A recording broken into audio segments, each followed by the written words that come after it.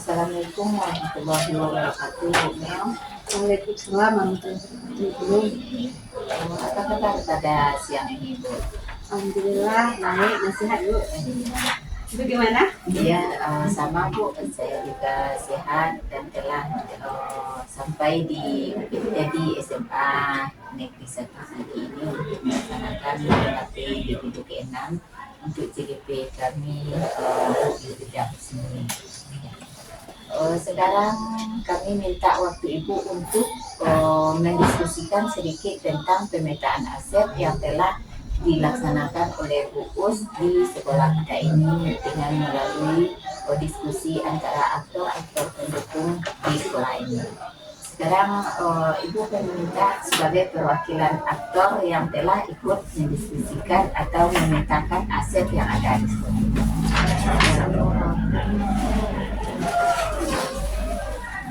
Bagaimana proses yang Ibu jalani untuk memetakan aset yang ada di sekolah ini atau merupakan aset yang bisa dimanfaatkan di sekolah kita ini? Oh ya Bu, jadi setelah dilihat modal-modal aset yang ada di sini, karena kebetulan saya sebagai wakil kurikulum, maka saya akan memilih untuk aset modal manusia berarti ya Bu ya, manusia. Jadi di sini pertama mengenai pembelajaran berdiferensiasi. Jadi pembelajaran berdiferensiasi ini kami metakan sebelumnya ketika pertama siswa mendaftar di sekolah ini, mereka lewat guru BK melakukan asesmen diagnostik awal. Jadi di sini lewat aplikasi yang sudah dipakai, itu aplikasi Aku Pintar biasa dipakai oleh guru BK, akan lihat ke seperti hobi siswa. Kemudian pertama sekali di sini penting gaya belajar siswa untuk pembelajarannya Bu. Iya. Maka nanti dari sana bisa terlihat apa gaya belajar siswa ini, apakah dia termasuk audio, visual, atau dia kinestetik. Kemudian siswa itu nanti lewat guru BK juga dari hasil PPDB yang sudah ada ini, mereka akan dimasukkan ke kelas, tapi tidak dengan gaya belajar yang sama, berarti bervariasi dalam satu kelas nantinya. Dan kemudian guru BK akan memberikan data ini ke guru mata pelajaran yang masuk ke kelas tersebut. Kalau di kelas ini misalnya si A itu gaya belajarnya adalah audio, B gaya belajarnya adalah kinestetik. Nah, ketika pembelajaran sebelum pembelajaran berlangsung, guru sudah tahu kalau di kelas ini ternyata ada misalnya 20 orang yang audio, ada 10 orang yang kinestetik, dan selebihnya adalah visual. Nah, waktu pembelajaran karena memang sekolah kita sudah dari 2022 itu di tahun kedua PSB itu sudah menerapkan kurikulum merdeka, berarti kami sudah dari 2022 melakukan pembelajaran berdiferensiasi. Maka guru tadi akan melakukan pembelajaran berdiferensiasi dengan cara tahap pertama mereka mengenali gaya belajar siswa. Jadi pas pembelajaran, guru ini akan melakukan metode, tidak hanya fokus satu metode saja, karena di dalam kelas mereka juga akan memperhatikan bagaimana dia bisa membelajarkan semua siswa atau murid yang ada di dalam kelas. Karena memang kalau awalnya kan pembelajaran berdiferensiasi ini belum bisa pada murid, tapi setelah beberapa tahun belakangan memang pembelajaran memang berpusat pada murid, tapi konsepnya hampir sama. Nah, jadi guru tadi akan melakukan pembelajaran mereka mungkin dengan metode-metode integrasi, kemudian dengan model-model dan juga sumber belajar yang juga bervariasi yang mereka lakukan, tergantung nanti diferensiasi apa yang dipilih oleh guru, apakah dia kompeten, kemudian apakah nanti dia produktif dan lainnya. Itu. Jadi Ibu sudah ikut serta berpartisipasi memetakan aset yang ada di sekolah kita ini, dan merupakan aset manusia itu merupakan salah satu kekuatan yang ada di sekolah kita ini.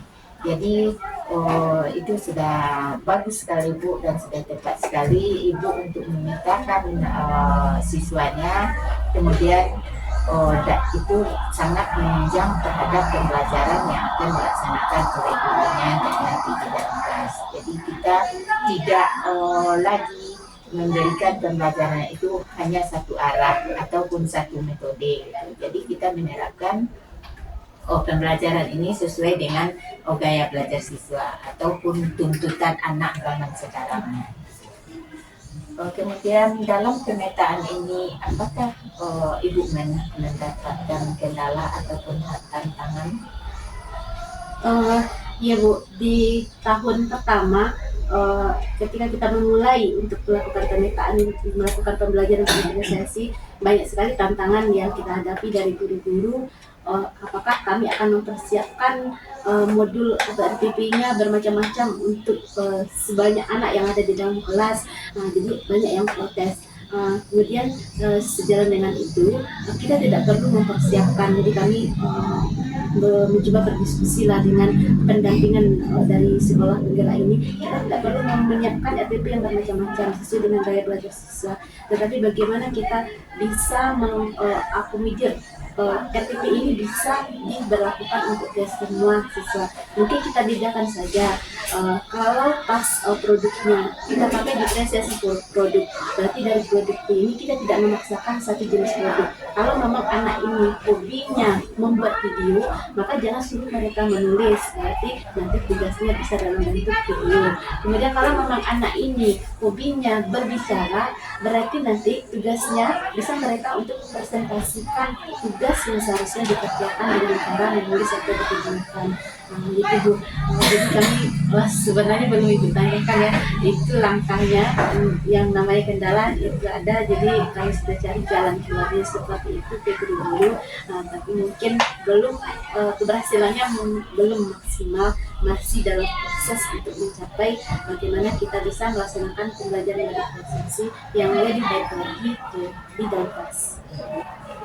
Jadi mungkin pada awalnya kita tantangan ataupun karena ini merupakan sesuatu yang baru tentu juga tidak bisa dilaksanakan secara otomatis ataupun instan.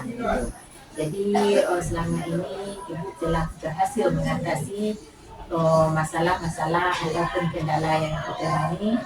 Kemudian bagaimana perasaan Ibu setelah berhasil mencari jalan keluarnya atau mendiskusikan tentang kendala tersebut? Bagaimana perasaan Ibu setelah berhasil? Walaupun ya Bu, berhasilnya belum 100%, tapi sekarang kita lakukan sesuatu dan sesuatu bisa diterima dan dilakukan oleh rekan-rekan, adalah suatu perasaan senang yang mungkin tidak bisa diungkapkan ya Bu.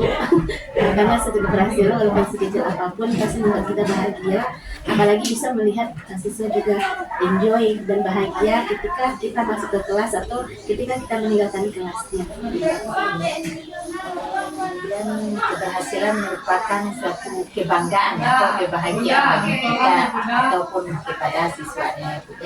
Kemudian apa saja pembelajaran yang Ibu dapat dari pemetaan ASEP? Dari pemetaan ASEP kalau memang sisi manusianya ya Bu, yang didapatkan manusia itu berbeda-beda, berbeda sifatnya, berbeda karakternya, dan berbeda juga mungkin visinya ya Bu. Jadi intinya ketika kita memetakan, memang kita butuh kolaborasi dengan semua pihak, baik itu dengan guru, dengan sekolah, maupun dengan siswa di kelas.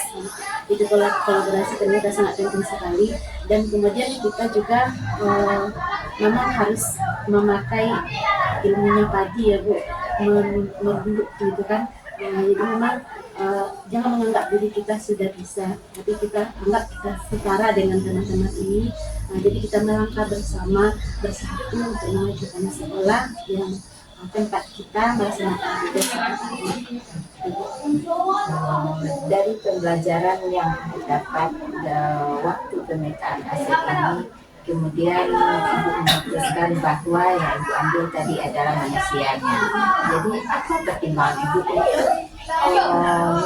untuk mengambil keputusan bahwa aset manusia ini dulu yang harus dikembangkan? Jadi apa pertimbangan Ibu untuk hal yang Ya pertimbangannya Bu, eh, bagaimanapun inti atau subjek dari setiap yang kita lakukan itu kan manusia, apakah itu gurunya, kemudian tenaga kependidikannya ataupun siswanya.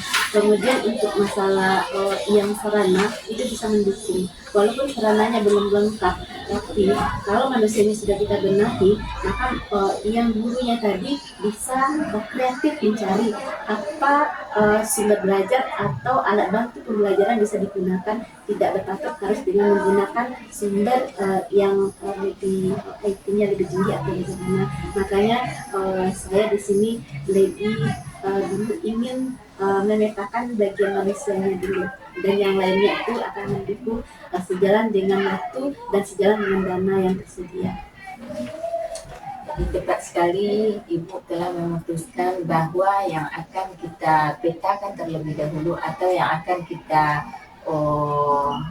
olah terlebih dahulu adalah manusianya, karena tujuan dari pendidikan kita adalah membentuk manusia yang seutuhnya gitu. Jadi mudah-mudahan dengan adanya pemetaan ini dan melaksanakan pembelajaran ataupun program sekolah sesuai dengan pemetaan yang telah kita lakukan, semua yang kita rencanakan berjalan dengan lancar ya Bu ya. Ya, mudah-mudahan Bu. Terima kasih Bu.